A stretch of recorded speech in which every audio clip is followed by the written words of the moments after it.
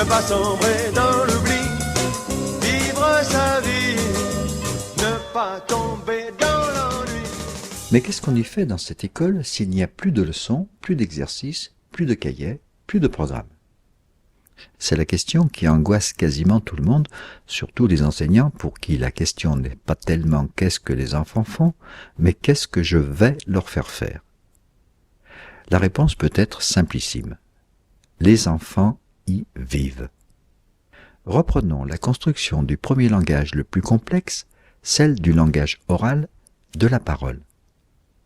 Le plus complexe, mais aussi le seul avec la marche qui s'est effectué sans aucune leçon, sans aucun exercice, sans aucun professionnel des apprentissages.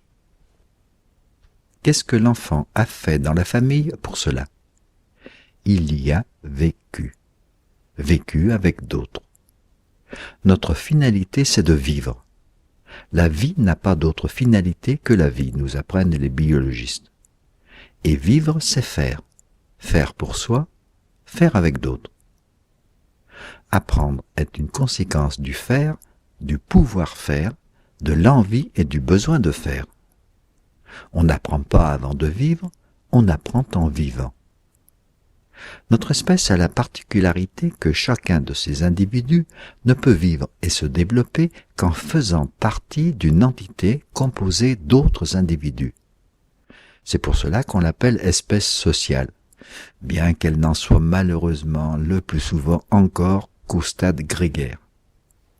Et c'est simplement parce qu'il vit dans une entité qui s'appelle famille que l'enfant construit le premier langage qui lui est justement nécessaire pour y vivre.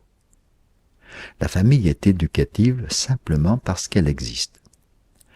Et elle n'existe que par les relations qu'elle permet entre ses membres, dont elle, comme eux, ont nécessairement besoin. Le psychologue russe Dubroneva a montré en 1991 que 60% des enfants de 24 à 30 mois, placés dans un orphelinat, ne parlaient pas. Un an plus tard, 14% seulement employaient des phrases composées de 2 mots. À 3 ou 4 ans, la parole restait inintelligible, la compréhension et le vocabulaire très limités. On ne peut pourtant pas accuser les professionnels de ne pas avoir fait l'impossible. À l'inverse, dans l'orphelinat de Korczak, conçu comme un espace relationnel de vie, se rapprochant artificiellement des espaces familiaux, le développement des langages s'effectuait normalement. Parce qu'il y a aussi une nécessité absolue pour que les constructions langagières de l'enfant se développent, il doit être sécure. C'est-à-dire pouvoir vivre dans un espace où d'autres relations vont pouvoir compenser et non pas remplacer la diminution ou la rupture des liens maternels originels que l'on appelle attachement. Cette notion, beaucoup explorée et utilisée par Hubert Montagnier ou Boris Cyrulnik, est très importante à tous les stades de la vie, y compris à l'âge adulte où pourtant la rupture devrait être achevée. Beaucoup de mal-être pourraient avoir leur origine dans les pertes de cet état sécure au cours du développement. Et puis notre enfant va poursuivre et ses conquêtes langagières et celles de l'autonomie qui en dépend dans d'autres entités. Chez la nounou, les assistantes maternelles, la crèche. Parfois trop tôt en raison des contraintes socio-économiques ou culturelles. Déjà, on comprend que la dimension de ces entités doit être à la mesure de ses capacités de conquête à la fois cognitives et affectives. Nous y reviendrons souvent. Mais que fait-il dans ces entités? Il continue tout simplement d'y vivre avec d'autres enfants, d'autres adultes. À la différence des parents, les professionnels responsables de ces espaces savent que suivant comme ils les aménageront, suivant comme ils permettront et favoriseront ce que pourront y faire les enfants, ils favoriseront ces conquêtes cognitives et relationnelles.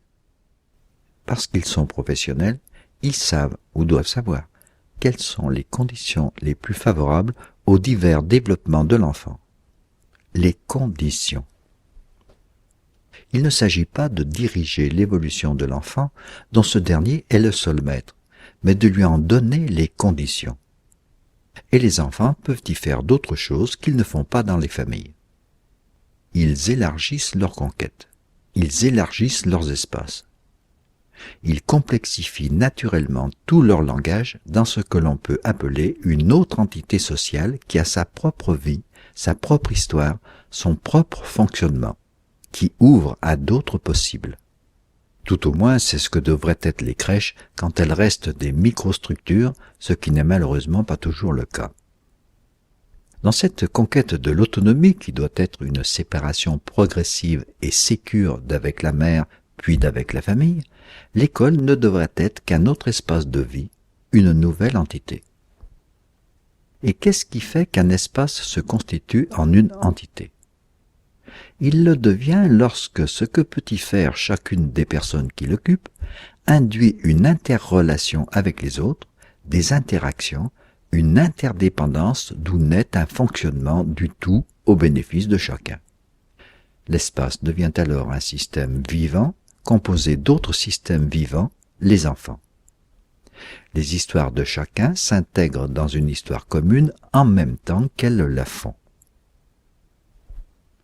Si l'on considère que l'enfant ne devient autonome, c'est-à-dire un adulte, qu'en s'intégrant progressivement et successivement dans de nouveaux espaces sociaux auxquels il devra aussi contribuer, dans ce qu'est devenue notre société, si l'école n'existait pas, il faudrait l'inventer ou inventer quelque chose de semblable. En effet, les entités sociales qui ont pu exister ou qui existent dans les sociétés que l'on appelle primitives, c'est-à-dire les villages, les quartiers, n'existent plus en tant que tels. Les villages sont vidés dès que leurs habitants doivent les quitter pour aller au boulot.